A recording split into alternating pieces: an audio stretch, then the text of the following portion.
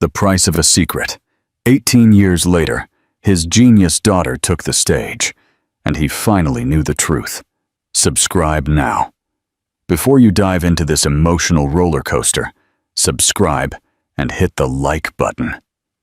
The price of one letter was 18 years of silence. Imagine the quiet, unassuming young woman he abandoned, only to discover she secretly raised a genius who would change his life forever. Get ready for a story of truth, genius, and the slow, painful journey of redemption. The Cold Collision. Clara Silva was just 21 years old, living in a tiny room in downtown San Francisco.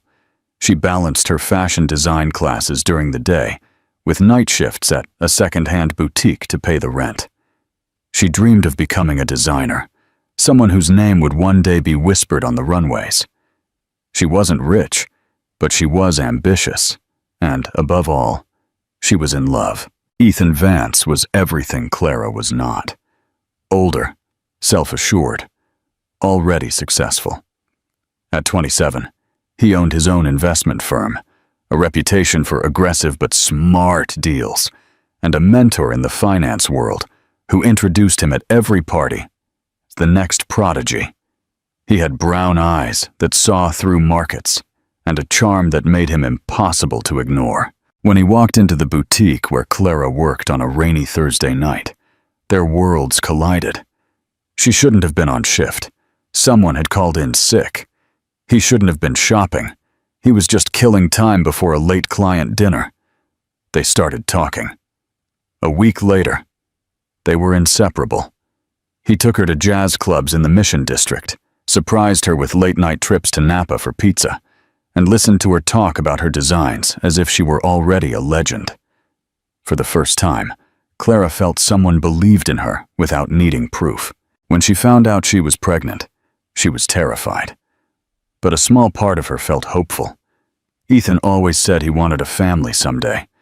Maybe not now, but someday. Maybe fate was just pushing that timeline forward. She didn't wait. She told him over breakfast in his luxury apartment, her voice trembling, her hands folded in her lap. He looked at her silently, then asked for time to think. The next day, he was gone. His phone number stopped working. His assistant said he was traveling indefinitely. No more flowers, no more texts, no more answers. Clara was shattered. She called again and again until someone at his firm finally told her bluntly, "He doesn't want contact." She didn't know he had received a letter. A typewritten letter. Cold. Signed with her name. But not by her. In it, the author claimed the child wasn't his, and that she had lied to trap him. The letter told him to leave now and not look back. The sender was his mother, Victoria Vance, a woman with nerves of steel who had built a dynasty of money and control and would not tolerate distractions, especially from poor design students. Ethan believed the letter. Or perhaps he chose to believe it. He didn't call her. He didn't ask questions. He walked away. Clara was left alone. She thought about terminating the pregnancy. It would be easier. Her scholarship was already on a thread, and her parents had cut ties when she moved to the city without finishing her business degree. But when she heard the heartbeat during her first ultrasound, everything changed. She moved out of the room, sold her sewing machine, and found a closet-sized studio in a small town 3 hours north called Willow Creek. There was no fashion scene, no nightclubs, no familiar faces. She cried for weeks. She counted change for groceries. She sewed other people's wedding dresses in her living room just to afford prenatal vitamins. But she refused to surrender. This child would be loved. This child would never feel abandoned. And no matter how much it hurt, she would never speak his name again. Ask the audience. If you were in Clara's place, would you have believed Ethan's decision? What would you do after receiving such devastating news? Comment below. 2. The silent phenomenon. A miracle in winter. Eliza was born on a bitter January night when the snow outside coated the windows in thick, silent layers, and the hospital lights flickered once during a gust of wind that almost cut the power. Clara arrived alone, hunched in pain, her coat soaked and clinging to her leg. The nurse had gently asked if the father would be coming. Clara just shook her head. She hadn't said his name in months. The labor was long, exhausting, and raw. There were no flowers, no emotional grandparents pacing the halls, no proud partner to cut the cord. But when they laid the tiny girl on Clara's chest, everything else disappeared. She had fair hair that was already forming on her head, and when her eyes opened, they were dark, deep, and unmistakably brown. Not her color, not her family's. They were his. For a moment, Clara couldn't breathe. She named her Eliza without hesitation. It was a name she had always loved, strong and elegant. Eliza Silva, no hyphen, no second last name, no trace of a man who had chosen absence. The days that followed were a blur of noise and silence. Eliza cried often and slept little. Clara learned to function on 3 hours of broken sleep, feeding her between alarms and freelance work assignments. The apartment was still too small, with a heater that only worked if she kicked the side of it twice and pleaded. The winter air crept in under the windows, but she wrapped Eliza in layers of second-hand blankets and held her tight through every storm. Sometimes, she would whisper stories of a beautiful future, where they lived near the ocean and had bookshelves that touched the ceiling. She didn't know if those dreams would ever come true, but they kept her warm. By the time Eliza turned 1, she could hold eye contact longer than most toddlers. At 2, she was completing puzzles faster than the daycare staff had ever seen. Clara recorded every milestone in a worn leather notebook, alongside sketches of clothing designs she never had time to make. She worked all day, picked up Eliza in the afternoon, and stayed up late finishing bookkeeping for a local plumbing company owner who paid her cash under the table. Money was tight, always, sometimes unbearably so. There were days Clara went without eating, so Eliza wouldn't have to. She clipped coupons, bought secondhand, and learned how to stretch 1 bag of groceries for a full week. But somehow, every time she saw Eliza laughing or reading aloud from one of her storybooks, she felt life was still offering her something sacred. Her daughter was happy, curious, fearless, and that was everything, a silent phenomenon. Willow Creek was small and quiet, but the local library became their second home. The librarian, Mrs. Castro, noticed early how quickly Eliza devoured storybooks and gently introduced her to older children's science books. Clara used her breaks to research public school ratings and after-school enrichment programs. She couldn't afford private education, but she could build a path brick by brick. When Eliza entered elementary school, her teachers called her gifted. She was quiet but observant, gentle but fiercely motivated. She never asked about her father, not once. Clara wondered if she was waiting, or if, somehow, she already understood. On every birthday, Clara gave her a handmade gift, a storybook sewn from fabric, a dress she tailored from scratch, or a box filled with drawings of their memories. She had nothing expensive to offer, but she gave her everything that mattered. As the years passed, the apartment didn't get bigger, but their lives did. Eliza became the girl other children looked up to, not because she was popular, but because she wasn't afraid to be different. She joined the science club in high school, began tutoring math in the 7th grade, and read medical journals for fun in the 8th. Clara watched in silent astonishment. She had built a life on broken dreams and duct tape, but somehow, she had produced something golden. Her daughter was brilliant, and though the world hadn't been fair to her, Eliza had molded it into something beautiful. By the time Eliza turned 17, she had become a silent phenomenon in Willow Creek. She was the kind of student teachers talked about in the staff room, not just for her intelligence, but for the way she carried herself. She never sought attention, never boasted, never posted selfies, or flaunted awards. Instead, she accumulated knowledge the way others accumulated followers, and conducted herself with a grace far beyond her years. Her chemistry teacher, Mr. Ramirez, first noticed she was working on something far bigger than a typical school project. In the back of the science lab, Eliza had set up a mini workstation where she was developing a low-cost, biodegradable filtration system using natural enzymes.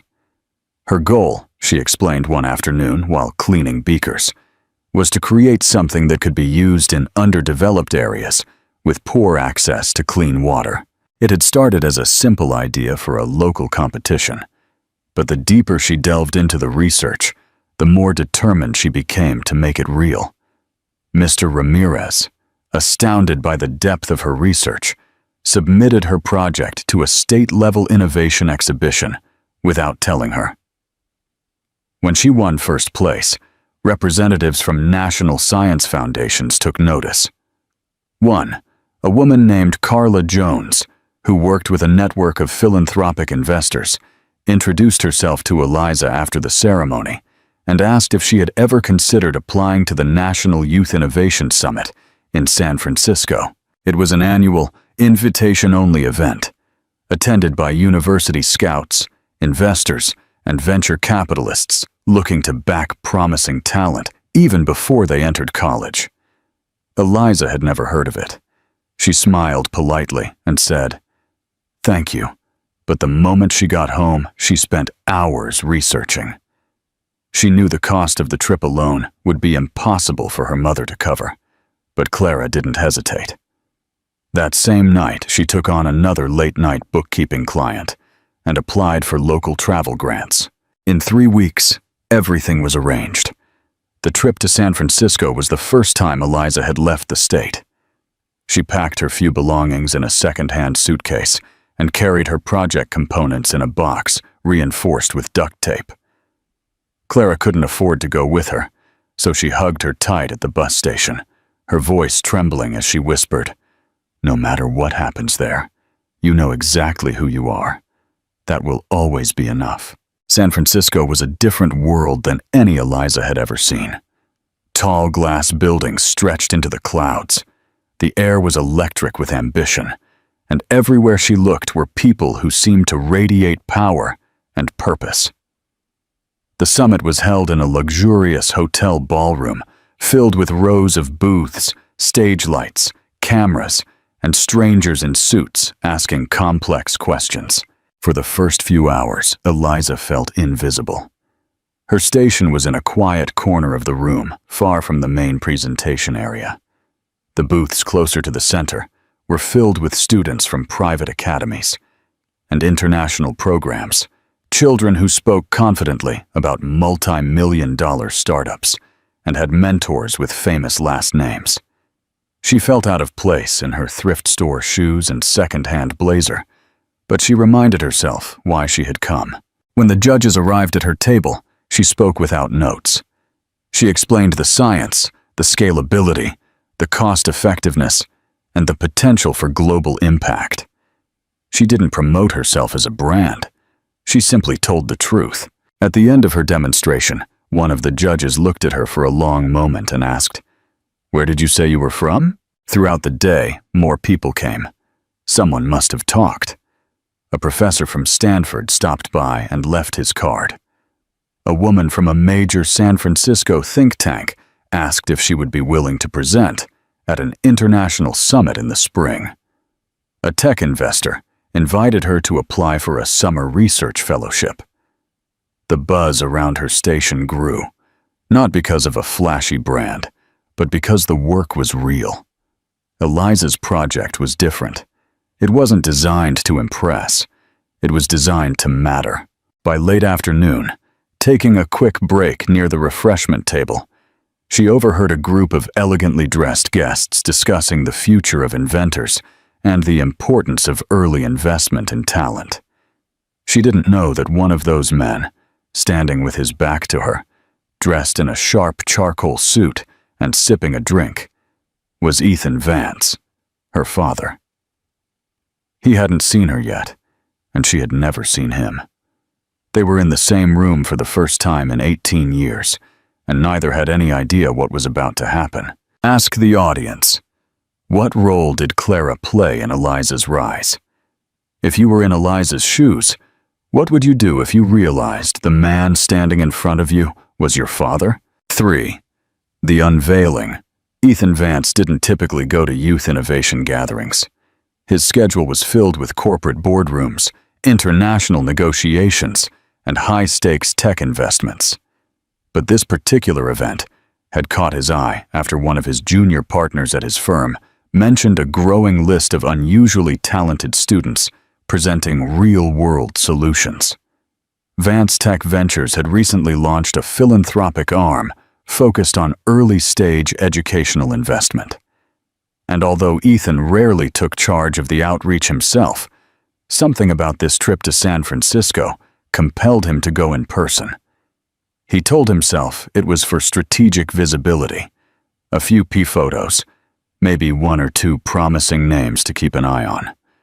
What he didn't expect was for the day to take the sharpest turn of his life. The ballroom was crowded, buzzing with youthful energy, bright-eyed ambition, and the low murmur of networking. He shook hands, nodded through presentations, and politely declined interviews. He wasn't in the mood for small talk. Something about the room felt heavy. Perhaps it was fatigue, or perhaps it was the feeling he sometimes had in the quiet moments between meetings, that something was missing and had been for a very long time. He was mid-conversation with a senior university consultant when he noticed a small gathering forming in one of the back corners of the exhibit hall. He could have ignored it, he usually did, but a familiar voice within the crowd caught his ear. Not familiar because he recognized it, but because of its tone. It was quiet, precise, purposeful. Someone was explaining a scientific mechanism in a way even a non-scientist could grasp. His eyes drifted over, and that's when he saw her. The girl was standing next to a handmade display screen.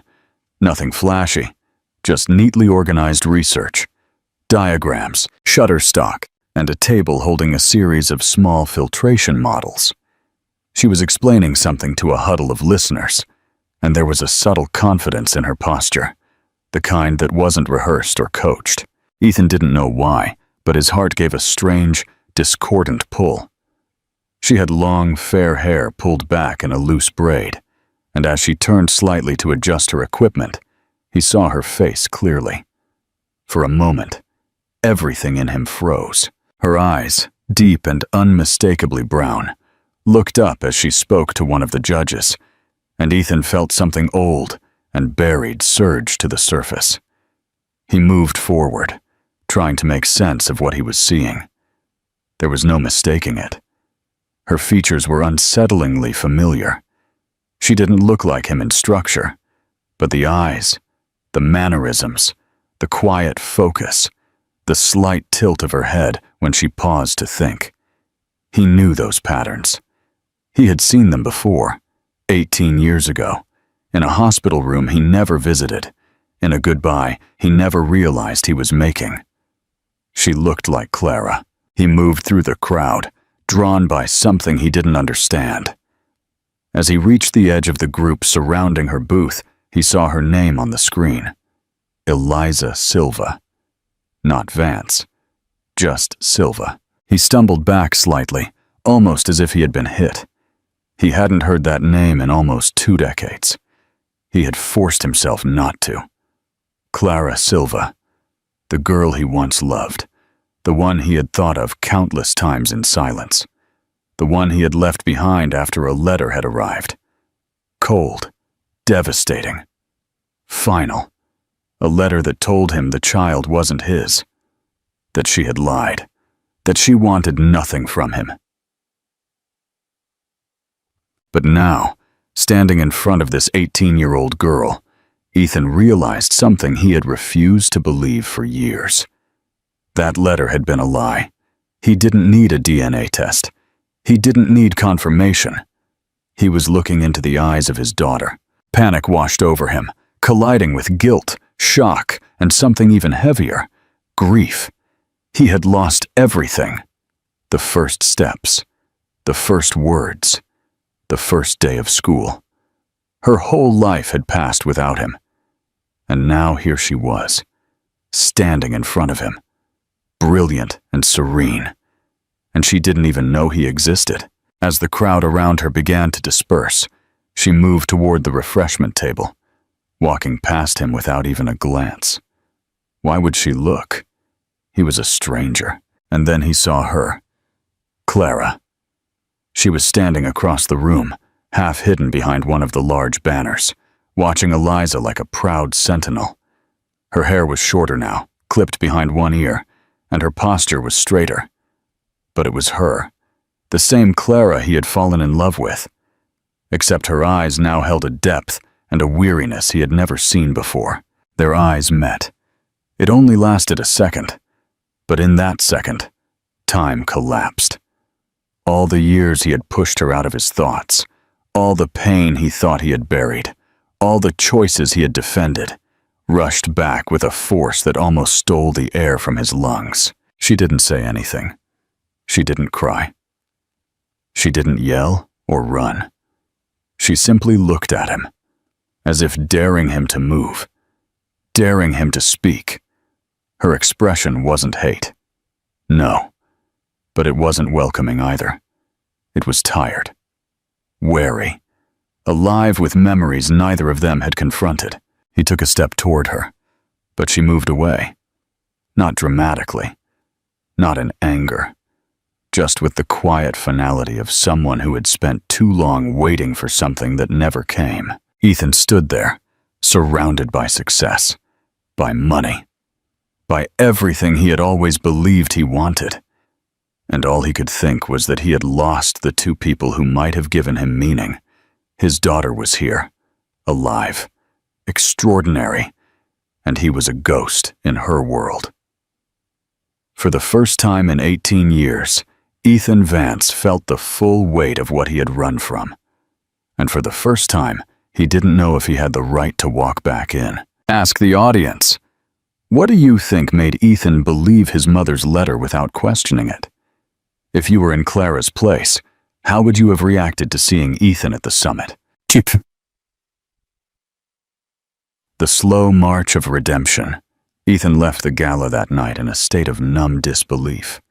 He didn't stay for the keynote speeches or the closing reception. He didn't speak to anyone on his way out, ignoring the investors and journalists who tried to shake his hand or hand him cards. He barely remembered walking through the hotel atrium or getting into the black car waiting outside. His driver asked if he was all right, but Ethan just nodded, staring through the tinted window as the lights of San Francisco blurred. Nothing felt real. He spent the night in his luxury apartment, sleepless, not working, just sitting in silence with an untouched glass of whiskey in his hand. The thoughts came in waves, images of Clara from years ago, the sound of her laugh, the day she had told him she was pregnant. Then the letter, the paper he still remembered holding in his hand like a death sentence, every word engineered to kill the future he hadn't even realized he wanted. At the time, it had seemed rational to leave. Logical. He was just starting to make a name for himself. He didn't believe he was ready for a child, let alone a scandal. But now, 18 years later, he understood that logic had been a mask. Fear had made the decision, and someone else's lies had sealed it. The next morning, Ethan did something he hadn't done in years. He went back to the source of the pain. He opened the locked drawer in his study, where he kept old documents, files he never touched, pieces of the life he had buried. The letter was still there, folded and yellowed with time. He read it again. The tone, the phrasing. It didn't sound like Clara. It was cold, unemotional, without nuance. Something was wrong. At the bottom, The signature was typed, not handwritten. His stomach turned. He called his former assistant, a woman named Angelica, who had worked closely with his mother during that time. When she answered, he didn't waste time on formalities. "Angelica," he said, his voice quiet but steady. "Did my mother write Clara's letter all those years ago?" There was a long pause on the other end, then a sigh. "I waited 18 years for you to ask me that." The truth poured out. Victoria Vance, elegant, calculating, had intercepted the real letter Clara had written, one filled with fear, hope, and honesty, and replaced it with a forged message designed to sever all ties. She had seen the relationship as a threat to Ethan's future, an inconvenience he couldn't afford. Angelica had known, but kept silent for fear of retribution. Now, after nearly 2 decades, the truth finally surfaced. Ethan hung up and felt his knees weaken. It was too late to undo the years, too late to go back for first steps or birthdays or lullabies, but perhaps not too late to try. Not to fix it, because some things couldn't be fixed, but to show her, show them both, that he hadn't willingly walked away, that he had failed, but he hadn't been indifferent. He tried to contact Clara, but she wouldn't answer. Emails went unreplied. Calls were never returned. It wasn't anger. He could sense it. It was protection. She was no longer protecting herself from him. She was protecting Eliza, and he couldn't blame her. So he started from the outside. He anonymously funded the rest of Eliza's scholarship through a silent donor agreement. He reached out to the summit organizers and requested her project be featured in their global newsletter. Through a former professor at Stanford, he secured her an invite to a high school graduate research program. Every move he made was strategic, yet invisible. No signatures, no announcements. He didn't want to buy his way back into her life. He just wanted to ensure the doors she deserved were open. By night, he researched her work obsessively. He read every line of her published papers, studied her thought process, and found himself astonished by her vision. Eliza wasn't just smart. She was revolutionary.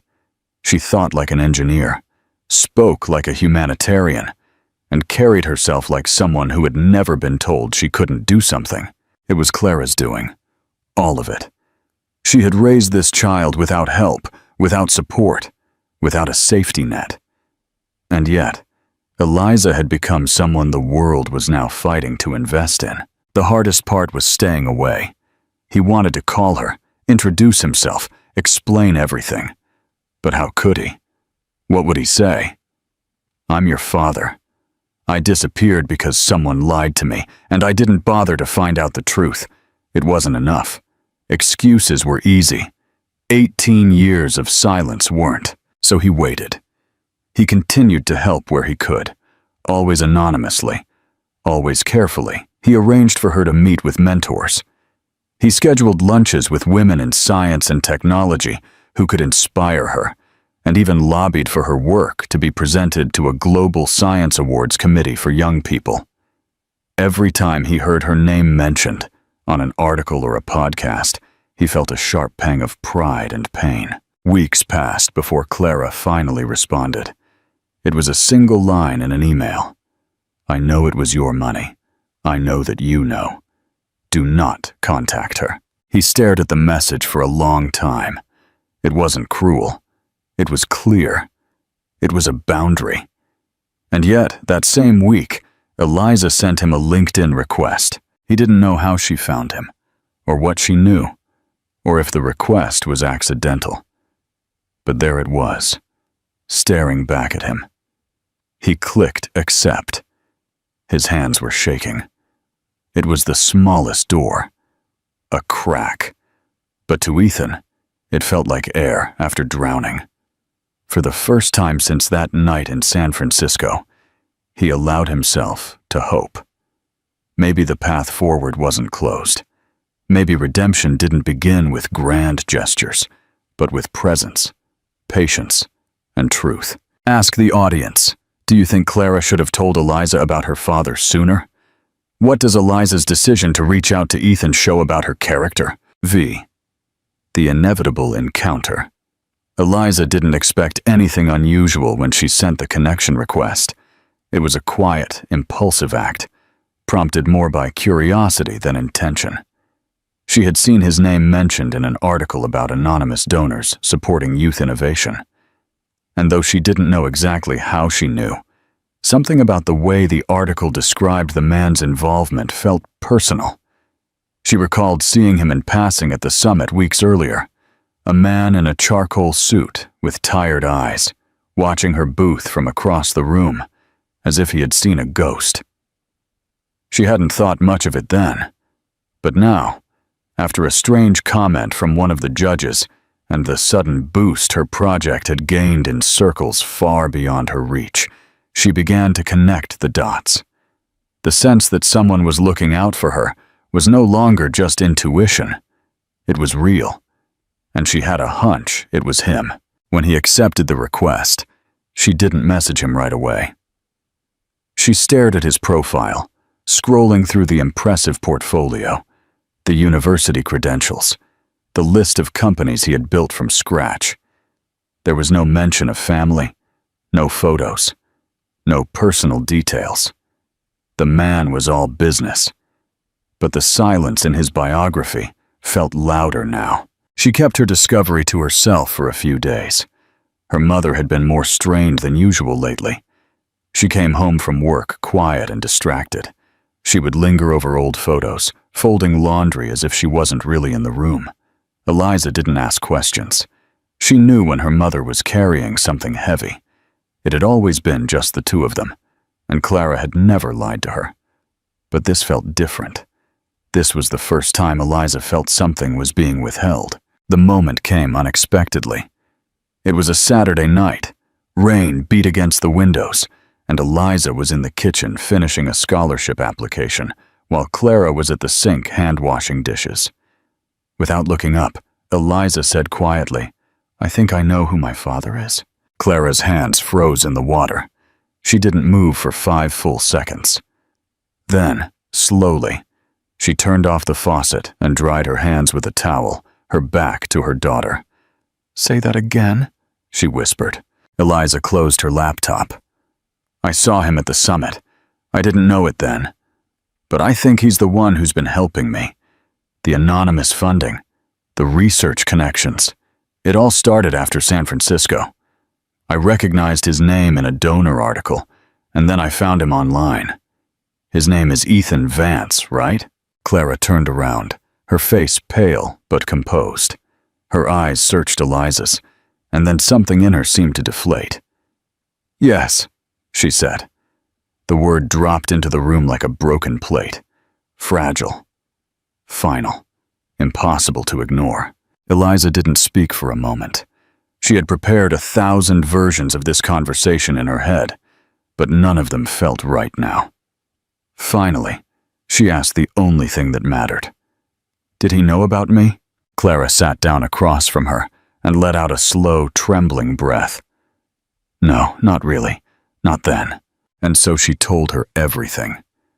The truth, the love story, the sudden silence, the forged letter, the betrayal, not just of a couple, but of a future.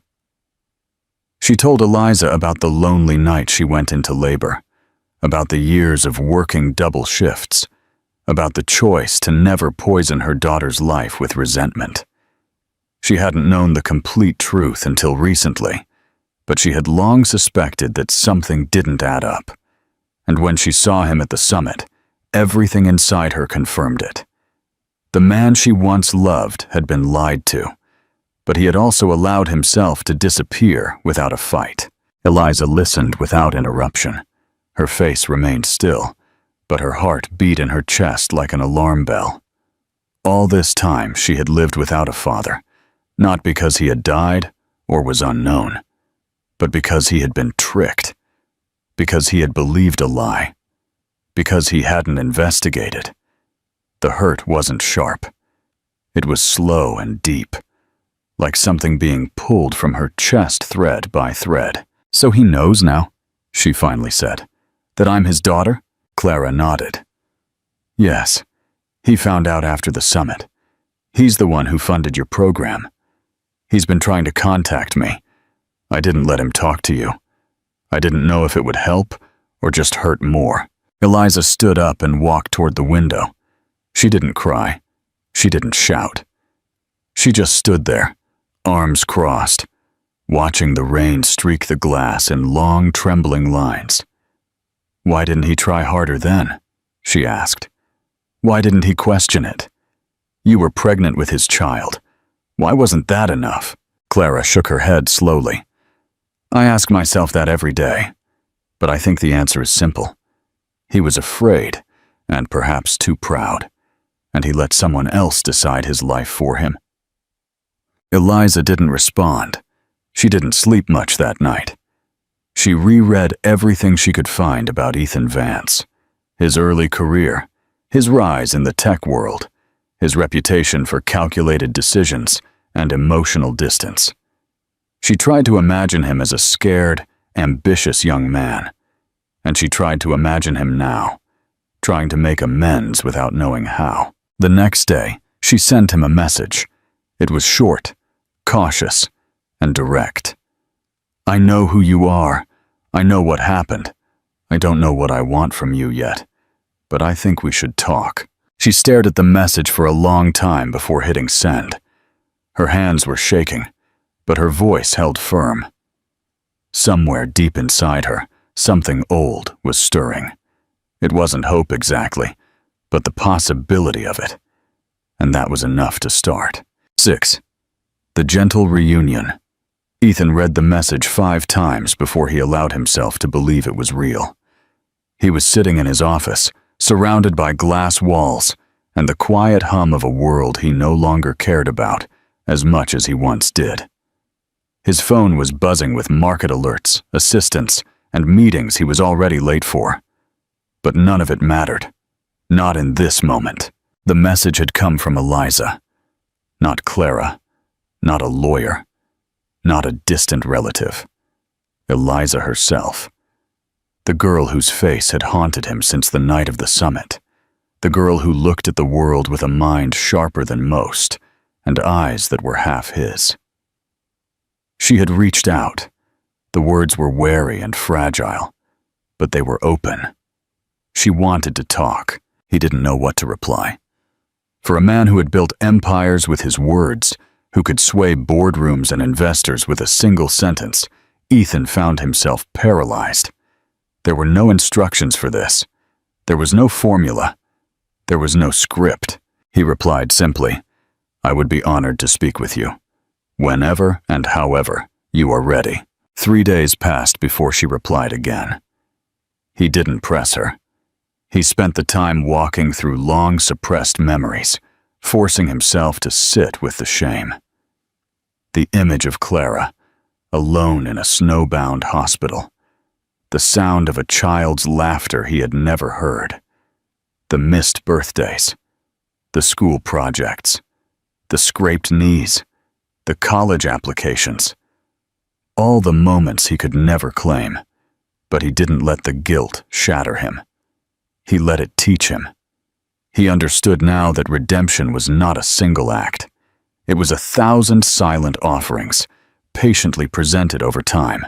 Eliza finally suggested they meet in a park near the university campus she had recently committed to. It was early spring, the kind of day where the trees were just beginning to wake up, and the air carried the first hint of something new. Ethan arrived 15 minutes early. He didn't wear a suit, a watch, or an expensive coat. Just a simple sweater and jeans, as if trying to shed the man he had been and become the man he was trying to be. When she arrived, he saw her before she saw him. She looked like herself, focused, thoughtful, slightly wary. She sat down on the bench across from him and clasped her hands in her lap. For a moment, neither of them spoke. "I really don't know how to do this," she finally admitted. "Me neither," he replied softly, "but I'm here." She looked at him, Her gaze was steady. Why didn't you come back, even after you left? Even if the letter was convincing? Why didn't you investigate? Why didn't you try? It was the question that had been burning inside her since the moment she knew the truth, and it deserved an answer. Ethan didn't evade it. He didn't blame his mother or the chaos of his career. He didn't make excuses. Instead, he looked at his hands and said, "I was afraid, and I was selfish. I let one letter dictate everything because it gave me an excuse not to face the possibility of being a father before I was ready. I told myself it was for the best, for you, for your Montbar, for my career. But the truth is I was weak. I was young and arrogant, and I thought I could run from the guilt. But it followed me anyway." Eliza didn't speak for a long moment. Her face was unreadable, but her eyes flickered faintly in the soft morning light. "I don't want a perfect explanation," she finally said.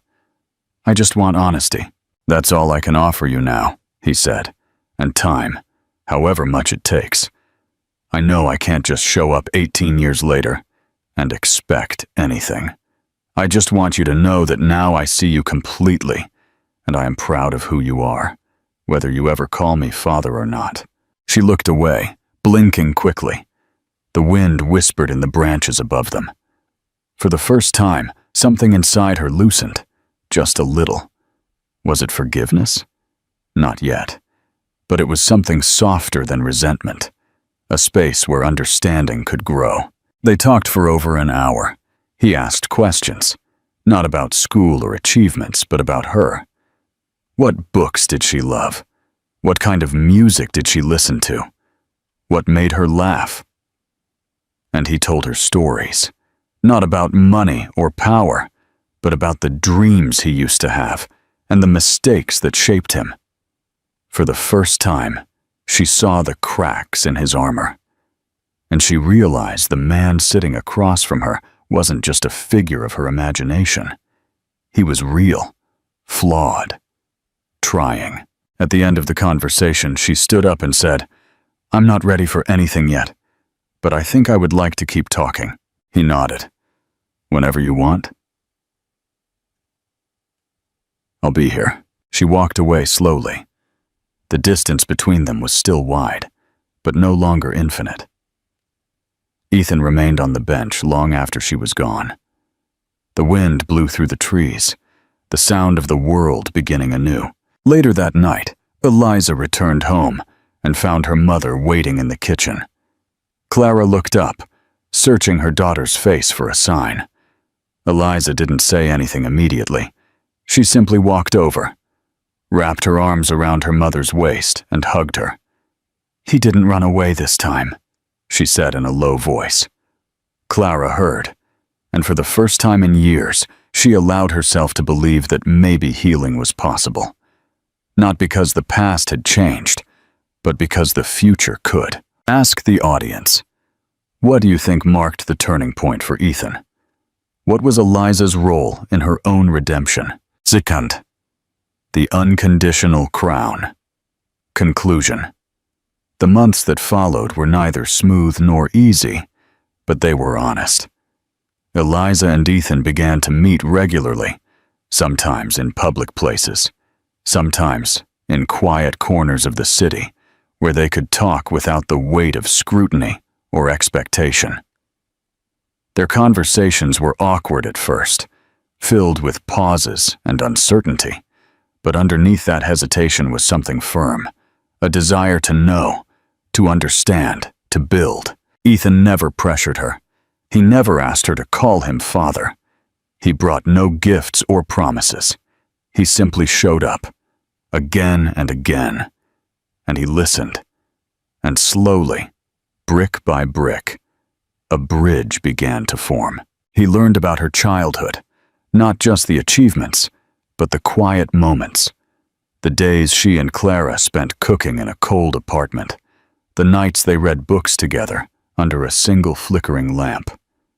She told him about the teachers who had believed in her, the science projects that had sparked her curiosity, and the hunger she had felt.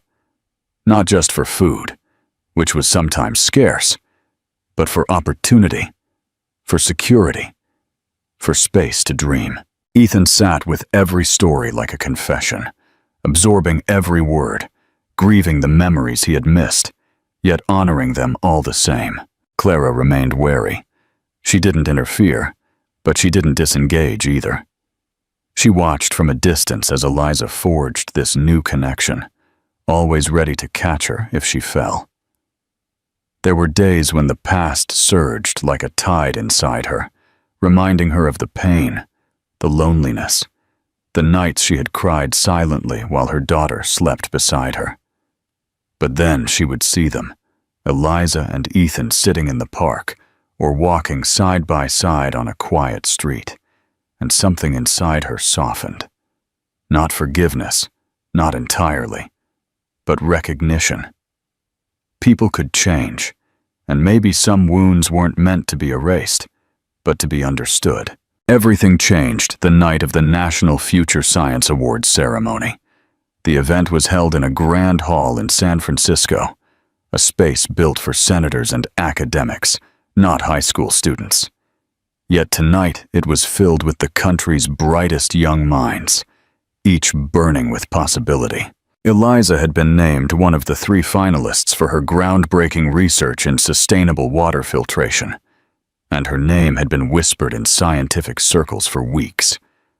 Journalists, investors, and university leaders filled the seats, their attention fixed on the stage. Eliza was backstage, nerves humming in her veins. She wore a simple, cream-colored dress sewn by Clara herself, and a small molecule-shaped pin at her neck. When her name was announced, and the crowd rose in applause, she walked toward the light with a composure she never knew she possessed. She spoke without notes. "I am here today not as someone who emerged from perfect circumstances, but as someone who emerged because she was allowed to.